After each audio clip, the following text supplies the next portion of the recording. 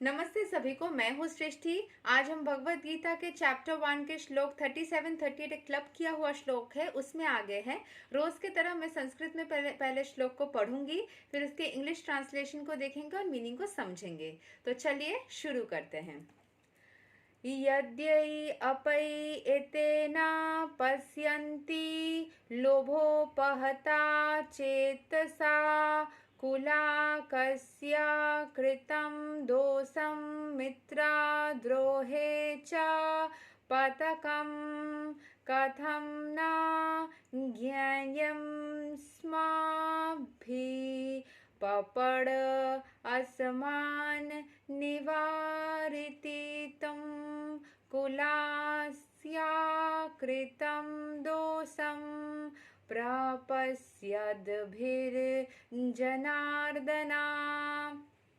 O Janardana, although these men, their hearts overtaken by greed, see no fault in killing one's family or quarreling with friends, why should we, who can see the crime in destroying a family, engage in these acts of sin?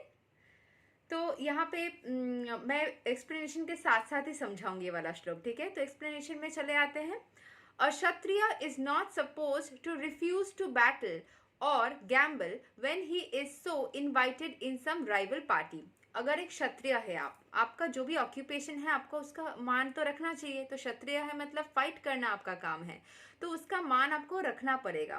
तो क्षत्रिय का काम क्या है कि वो कभी भी युद्ध स्थल में जा करके ये नहीं कह सकता कि मुझे युद्ध नहीं करना है, या फिर वो किसी भी तरीके के मतलब गैम्बलिंग के तरफ नहीं झुक सकता, ठीक है। कि उसको कोई राइवल पार्टी अगर बोलता है कि ठीक है चलो तुम्हें लड़ना नहीं है तो गैम्बलिंग करते हैं, और उसमें अगर आप जीत जाते हैं तो फिर ठीक है, तो वो काम आप नहीं कर सकते। Under such an obligation Arjun could not refuse to fight because he had been challenged by the party of Duryodhana.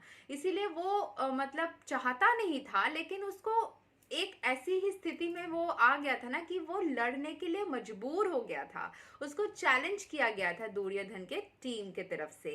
In this connection Arjun consider that the other party might be blind to the effects of such a challenge.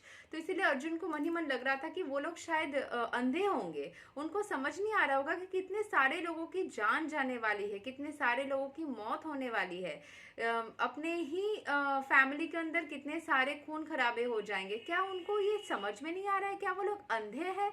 तो ये चीज अर्जुन को मन में लग रहा था। Arjun however could see the evil consequences and could not accept the challenge. Arjun को समझ आ रहा था, अर्जुन को ये समझ आ रहा था कि शायद उनके एनिमी टीम वालों को, दुर्योधन को ये नहीं समझ आ रहा है कि क्या होने वाला है, लेकिन उसको तो समझ आ रहा था कि लोगों की मौत होने वाली है, और इस चीज को वो एक्सेप्ट नहीं कर पा रहा था। Obligation is actually binding when the effect is good, but when the effect is otherwise, then no one can be bound. Considering all these pros and cons, Arjun decided not to fight.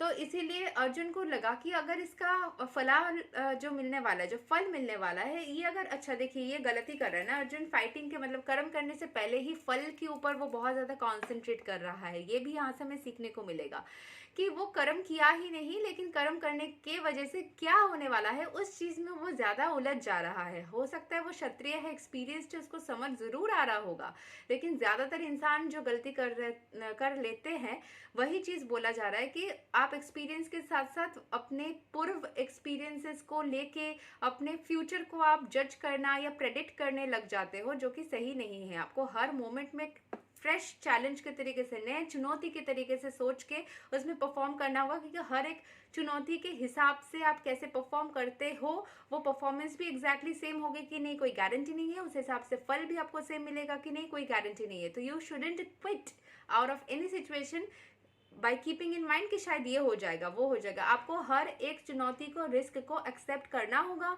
हर एक चीज में perform करनी होगी।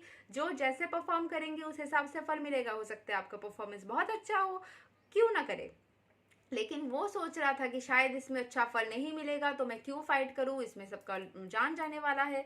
तो उसको crime, जैसे शुरू में बोल रहे थे ना, यहाँ पे जब संस्कृत में हमने पढ़ा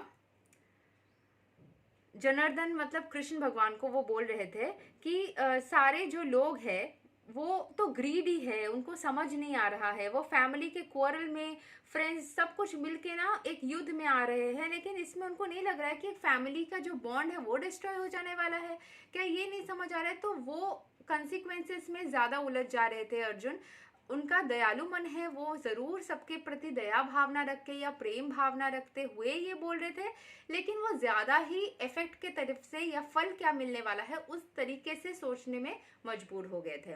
तो श्लोक 37-38 का जो क्लबिंग था वो यहीं तक था। आई होप आप लोगों को थोड़ा इंटरेस्टिंग लग रहा है। भगवत गीता के जो श्लोक हम समझ रहे हैं, आज हम यहीं तक रखेंगे। 39वां वाला श्लोक हम नेक्स्ट डे सीखेंगे। तब तक के लिए हरे कृष्णा।